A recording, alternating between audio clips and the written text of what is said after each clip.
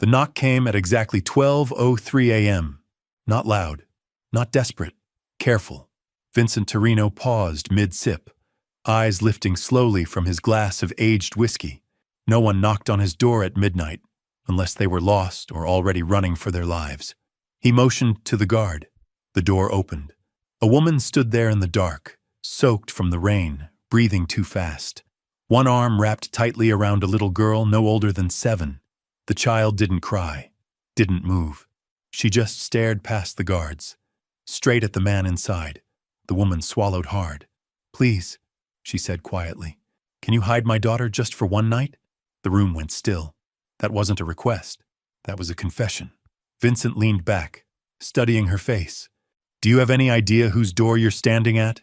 he asked. "I do," she replied without hesitation. "That's why I'm here." One of the guards shifted his hand toward his weapon. Vincent raised a finger. "Stop." Then he looked down at the girl. Her sleeve was torn, and fear in her eyes that didn't come from imagination. Vincent realized something then. Whatever was chasing them was dangerous enough that this woman chose him over the police. And if he said yes, there would be no turning back. Stay with me until the end? Because what he learns about that little girl's past forces the Mafia boss to make the most dangerous decision of his life. Before we begin, don't forget to like this video, hit subscribe, and comment where you're watching from. Now let's get into it. Vincent Torino wasn't a man who got surprised anymore. After 23 years running the East Side operations, after surviving 3 attempts on his life and countless betrayals, nothing shocked him. But this woman standing in his doorway with rain dripping from her dark hair and desperation carved into every line of her face, she was different. His penthouse sat 40 floors above the city, accessible only through a private elevator that required 2 separate keycards and facial recognition. The building's security was tighter than most government facilities, yet somehow this stranger had made it past everything. "Marcus," Vincent said, without taking his eyes off the woman. "How exactly did she get up here?" The guard shifted uncomfortably. "Sir, she said she had information about the Thompson shipment. Security let her through." Vincent's jaw tightened. The Thompson shipment had been hijacked 3 weeks ago. $2 million in merchandise, gone without a trace. Someone had leaked the route, the timing, everything. He'd been hunting for answers ever since. "What's your name?" Vincent asked the woman. "Sarah Chen," she replied, her voice steadier now despite the tremor in her hands. "And this is Emma." The little girl looked up at her mother, then back at Vincent. Her eyes were too knowing for someone so young. She'd seen things, bad things. Vincent stood slowly, his movements deliberate. At 6'3" with shoulders that filled out his custom suit, he cut an imposing figure. Most people took a step back when he approached. Sarah held her ground. "Sarah Chen," he repeated, testing the name. "You work for the feds? Some kind of undercover operation?" "No," she said firmly. "I'm a nurse at St. Mary's Hospital. Night shift, pediatric ward. A nurse." Vincent studied her scrubs beneath the rain-soaked jacket, the comfortable shoes, the calloused hands that spoke of long hours on her feet. It checked out, but that didn't explain how she'd gotten past his security or why she was here. "You mentioned the Thompson shipment," Vincent said, settling back into his chair. "What do you know about it?" Sarah's grip tightened on Emma's shoulder. "I know who took it. I know where it is. And I know they're coming for us tonight." The room felt smaller suddenly. Vincent's 2 guards, Marcus and Tony, exchanged glances. Information like this didn't come free, and it certainly didn't come from random nurses showing up at midnight. "Keep talking," Vincent said. Sarah looked down at Emma, who was clutching a small, stuffed rabbit against her chest. The toy was worn, well-loved, but Vincent noticed something else. A small tear in the fabric, fresh stitching that didn't match the original thread. "My brother Danny," Sarah began, her voice dropping to just above a whisper. "He's been working security for different companies around the city. Legitimate work, or so I thought. 3 weeks ago, he showed up at my apartment with Emma. Said he needed me to watch her for a few days while he handled some business. Vincent waited. In his experience, the most important information always came after the pause. He never came back, Sarah continued. Yesterday, I found out why. He was part of the crew that hit your shipment, but something went wrong. Really wrong. Marcus stepped closer. What kind of wrong? The kind that gets people killed, Sarah replied. Danny called me 2 days ago from a burner phone. Said the crew was being eliminated one by one. Someone wanted loose ends tied up permanently. He told me they'd come for Emma if they couldn't find him. Vincent felt the familiar cold calculation settling over his thoughts. A heist crew being systematically eliminated meant someone was cleaning house. Someone with resources and connections. Where's your brother now? He asked. Dead. Sarah's voice cracked slightly on the word. They found his body this morning in the river. Made it look like an overdose, but Danny never touched drugs. Not after what happened to our parents. Emma shifted closer to her mother, her small fingers finding Sarah's hand. The child hadn't spoken a word since arriving, but Vincent could see she understood more than she should. Why bring her to me? Vincent asked. Why not the police? Sarah's laugh was bitter, hollow. Because the police can't protect us from Marco Salvatore. The temperature in the room seemed to drop 10 degrees. Vincent's expression hardened, his hands stilling completely on the arms of his chair. Marco Salvatore. The name carried weight in certain circles, weight and blood and a reputation for creative brutality that made even hardened criminals nervous. Salvatore, Vincent repeated slowly. You're telling me Marco Salvatore was behind the Thompson job?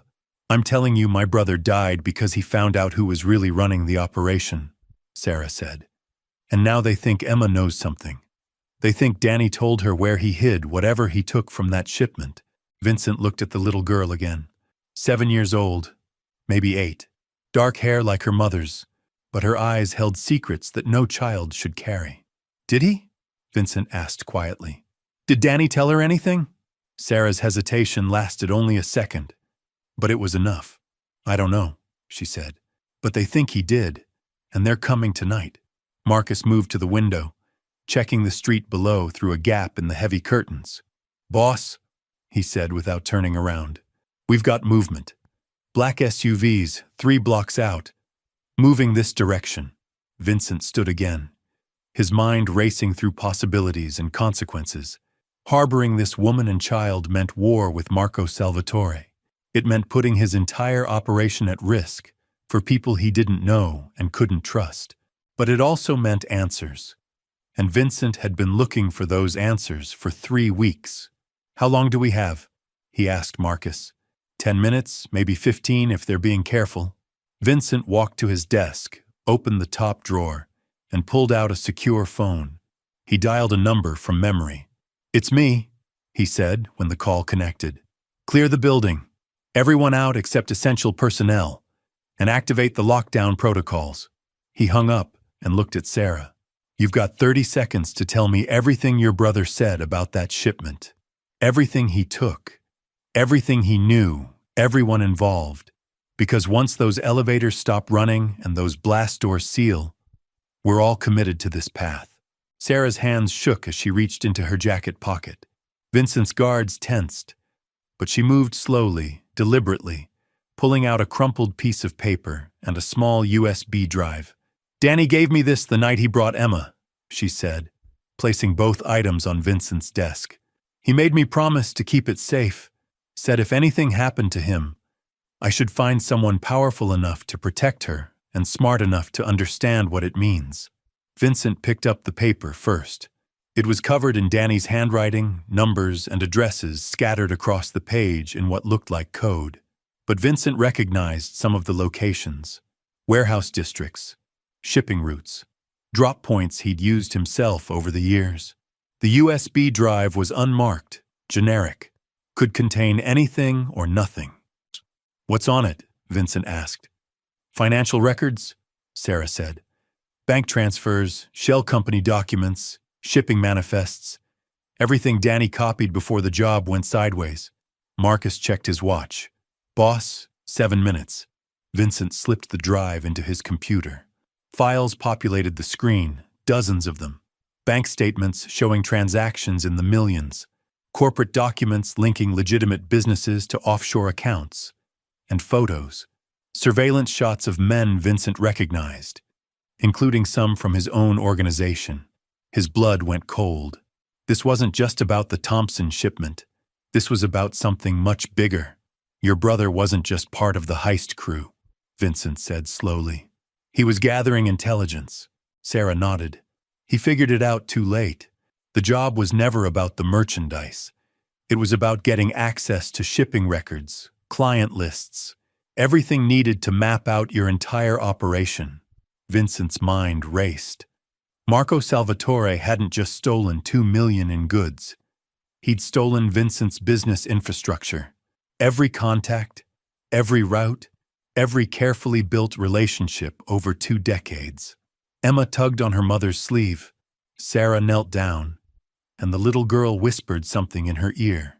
Sarah's face went pale. "What did she say?" Vincent asked. "She remembers one of the men from Danny's apartment," Sarah said, her voice barely audible. "A tall man with scars on his neck. He told Danny they knew about the girl." Vincent's hands clenched into fists. Giovanni Reese, Salvatore's enforcer.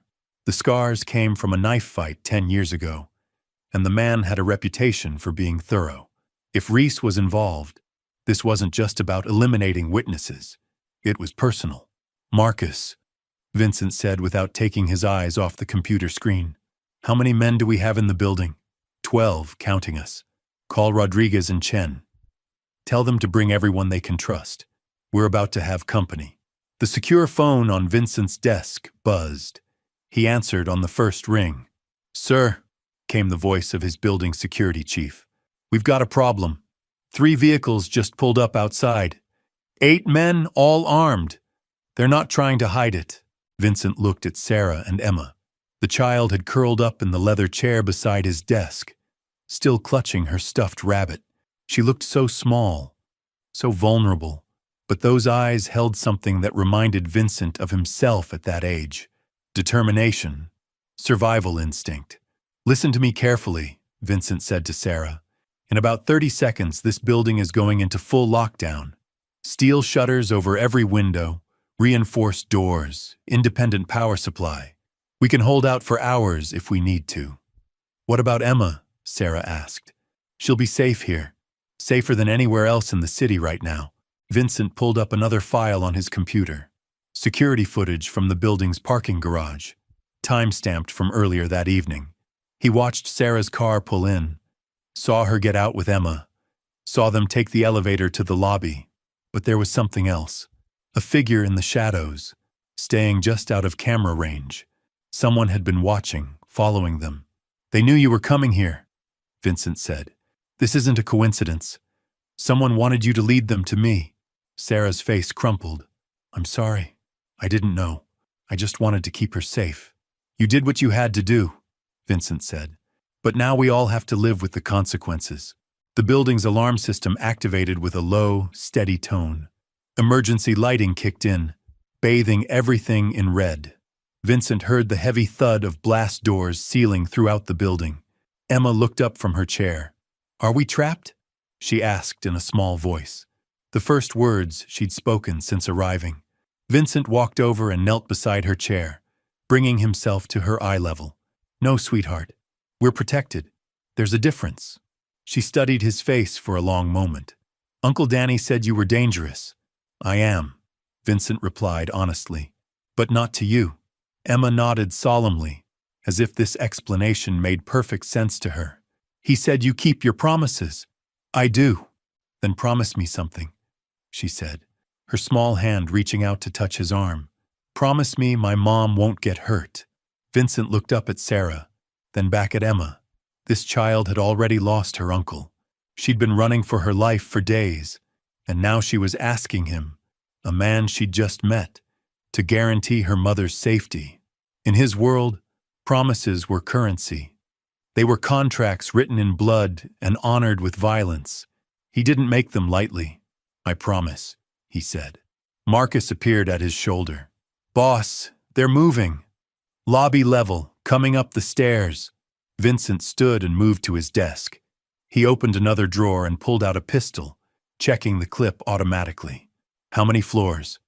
"They're bypassing the regular floors, heading straight for the express elevator shaft. Someone gave them the building schematics. That meant they had inside help. Someone in Vincent's organization had sold him out." The betrayal stung, but it didn't surprise him. In his line of work, loyalty was always temporary. "Sarah," Vincent said, his voice taking on the commanding tone his men knew meant business. "Take Emma into the safe room. Behind that bookshelf there's a hidden door. Fingerprint scanner on the left side, third shelf down. What about you? I'm going to end this." Emma slipped off the chair and walked over to Vincent. Without warning, she hugged his leg. "Thank you for keeping your promise," she whispered. Vincent felt something shift inside his chest. Something he hadn't felt in years. It might have been protectiveness. It might have been hope. Whatever it was, it changed everything. Because now this wasn't just about business. It wasn't just about revenge or territory or money. It was about a little girl who trusted him with her mother's life. And Vincent Torino never broke a promise. The sound of footsteps echoed through the stairwell. Heavy boots, moving with purpose. Vincent counted at least 6 distinct patterns, maybe more. They weren't trying to be quiet anymore. Sarah disappeared behind the bookshelf with Emma, the hidden door sealing shut with a barely audible click. Vincent tested the fingerprint scanner one more time to make sure it would recognize his print if needed. The safe room had its own air supply, communication system, and enough provisions for 3 days. Emma would be protected no matter what happened out here. Marcus positioned himself by the main door, weapon drawn. Tony took the window side, even though the blast shutters made it impossible for anyone to enter that way. Vincent walked to his desk and pulled up the building's security feeds on his monitor. 8 men in the lobby, 3 more circling the building's perimeter, all carrying automatic weapons, all moving like they knew exactly where they were going. This wasn't a scouting mission. This was an execution squad. Vincent's secure phone buzzed. Unknown number. He let it ring twice before answering. "Vincent Torino," came Marco Salvatore's voice, smooth as aged wine and twice as poisonous. "I believe you have something that belongs to me." "Marco," Vincent replied, keeping his tone conversational. "Funny thing about ownership. Sometimes what you think is yours was never really yours to begin with." Salvatore's laugh was cold, calculating. "The nurse and her daughter walked into your building 20 minutes ago. I'm willing to make this simple. Send them down, and my men walk away. You keep breathing. I keep breathing.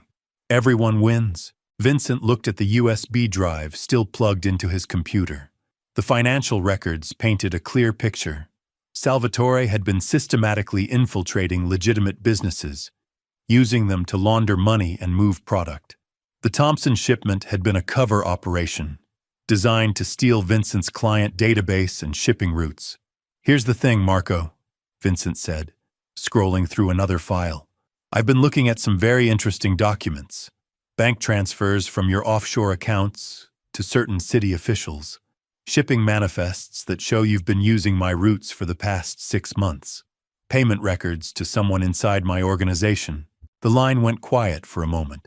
When Salvatore spoke again, his voice had lost its casual tone. "You're playing a dangerous game, Vincent. That information doesn't belong to you. Actually, it does now, along with copies stored in 3 separate locations, programmed to upload to federal databases if I don't check in every 12 hours. Vincent was bluffing about the automatic uploads, but Salvatore didn't need to know that. In this business, perception was often more powerful than reality. The building's intercom crackled to life. Salvatore's voice echoed through every floor. "Vincent, my men are already inside your building. We control the lobby, the parking garage, and every exit. This can end quietly, or it can end with your penthouse becoming a crime scene. Your choice." Vincent muted the intercom and looked at Marcus. "Status report. They're moving up the emergency stairs. Floors 20 through 30 are clear, but they're bypassing the express elevators. Someone definitely gave them building layouts. Vincent's jaw clenched. Only 5 people had access to complete building schematics. 2 were dead, killed in last year's territory war. 2 were in the room with him right now. That left 1 person. "Get Rodriguez on the phone," Vincent told Tony. "Now." Tony dialed the number. It went straight to voicemail. Vincent tried the backup number. Same result. Rodriguez had been with Vincent's organization for 8 years. Trusted with sensitive operations, privy to security protocols, treated like family. The betrayal cut deeper than Vincent expected. "Boss?" Marcus said, checking his earpiece. "Our guys on floors 15 and 20 are reporting gunfire. Salvatore's men aren't just coming up. They're clearing each floor as they go." Vincent's blood went cold. There were innocent people in this building. Security guards working the night shift, cleaning crews, a few residents who'd chosen to stay in during the lockdown. "Tell our men to fall back," Vincent ordered. "Get everyone to the safe floors. No unnecessary casualties." Through the computer monitor, Vincent watched Salvatore's men move through the building like a military operation. They knew exactly where to go, which doors to breach, how to disable security systems. This level of coordination required months of planning. His secure phone buzzed with a text message. Unknown number, but Vincent recognized the writing style immediately. "Uncle Danny hid something in my rabbit. The bad man doesn't know." Emma Vincent looked toward the bookshelf concealing the safe room. That little girl was 7 years old, traumatized by her uncle's death, running for her life. But she'd been smart enough to hide crucial information and brave enough to share it when it mattered. He walked to the bookshelf and pressed his thumb to the scanner. The door slid open silently. "Emma," he called softly, "can you bring your rabbit out here for a minute?" Sarah appeared first, her face pale but determined. Emma followed, clutching the worn, stuffed animal against her chest. "Show me what Uncle Danny hid," Vincent said, kneeling down to Emma's level. With careful fingers, Emma opened the small tear Vincent had noticed earlier. Inside the rabbit's stuffing was a micro SD card, no bigger than a fingernail. Vincent slipped the card into his computer. New files appeared on screen. Not financial records this time. Video files, security footage from inside Salvatore's warehouse operations, conversations between Salvatore and city officials, payment schedules for corrupt cops and judges. Danny Chen hadn't just been gathering intelligence on the Thompson shipment. He'd been building a case against Salvatore's entire operation. This wasn't just evidence of theft or money laundering. This was enough to bring down half the corrupt infrastructure in the city. "Your uncle was a very brave man," Vincent told Emma, "and very smart." Emma nodded solemnly. "He said sometimes you have to be brave even when you're scared." Vincent felt that shift in his chest again. This child had already shown more courage than most adults he knew. She deserved better than a world where 7-year-olds had to hide evidence in stuffed animals and run from killers in the middle of the night. Marcus's voice cut through his thoughts. "Boss, they're on floor 35? 5 minutes out." Vincent stood and walked back to his desk. He copied the files from both USB drives onto a secure server, then initiated an encrypted upload to a contact at the FBI field office. Not someone he trusted exactly, but someone who owed him a favor and had a reputation for playing things straight. "Sarah," he said without looking away from the computer, "I need you to listen very carefully. In about 3 minutes, men with guns are going to break down that door. When that happens, you and Emma get back in the safe room, and you don't come out until I tell you it's safe. What about you?" Vincent pulled 2 more weapons from his desk drawer. He handed one to Marcus and kept one for himself. "I'm going to keep my promise." The elevator dinged softly. Vincent's head snapped up. That was impossible. The elevators were locked down, completely disabled, unless someone had override codes. "Marcus," Vincent said quietly, "that elevator shouldn't be working." Marcus moved toward the elevator doors, weapon raised. The doors slid open with mechanical precision. Rodriguez stepped out, hands raised, face grim. Behind him stood two of Salvatore's men, weapons trained on the back of his head. "I'm sorry, Vincent," Rodriguez said, his voice thick with regret. "They have my daughter, my granddaughter. I had to choose." Vincent felt the familiar cold calculation settling over his thoughts. Rodriguez had betrayed him, yes, but not from greed or ambition, from love, from the same protective instinct that had brought Sarah to his door tonight. "Where are they?" Vincent asked. "Safe," Rodriguez replied. "For now. Salvatore promised to release them after this is finished." Vincent almost laughed. Marco Salvatore's promises were worth less than the air used to speak them. Rodriguez knew that. They all knew that. But when it came to family, logic became secondary to hope. "Let him go," Vincent told Salvatore's men. "Rodriguez did what you asked. Honor your agreement." One of the gunmen smiled, the expression cold and predatory. "Mr. Salvatore will honor his agreement when you honor yours, the nurse and the girl." Now, Vincent looked at Rodriguez, then at the gunman, then at the computer screen still displaying Danny Chen's evidence files. The upload was at 67%. He needed more time. "Here's what's going to happen," Vincent said, his voice carrying the authority that had commanded respect for 2 decades. "You're going to put down those weapons and walk away. Rodriguez is going to collect his family and disappear for a while. And Marco Salvatore is going to find himself explaining some very interesting financial records to federal investigators." The gunman's smile widened. "You're not in a position to make demands." Vincent pressed a key on his computer. The building's sound system activated, filling every floor with audio from the security footage Emma had provided. Salvatore's voice echoed through the speakers, discussing bribery payments and drug distribution routes. "Actually," Vincent said, "I think I am." The gunmen exchanged uncertain glances. This wasn't part of their plan. They'd expected to find a cornered man, desperate and willing to negotiate. Instead, they'd walked into a trap. Vincent's phone buzzed. The upload had completed. 73 gigabytes of evidence, now safely stored on federal servers with automated distribution protocols. Even if Salvatore killed everyone in this room, the information would surface. "Game over, Marco," Vincent said into his phone. "Check your email in about 10 minutes. You'll find some very interesting reading material." The gunmen raised their weapons, but Vincent was already moving. He dove behind his desk as Marcus opened fire.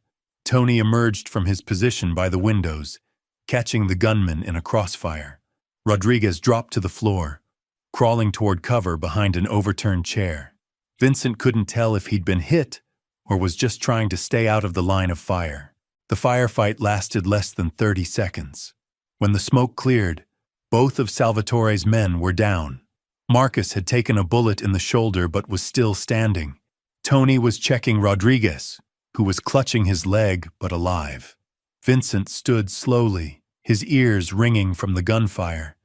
He looked toward the bookshelf concealing the safe room, knowing that Sarah and Emma were listening to every sound, waiting to learn if they were safe or if their nightmare was just beginning.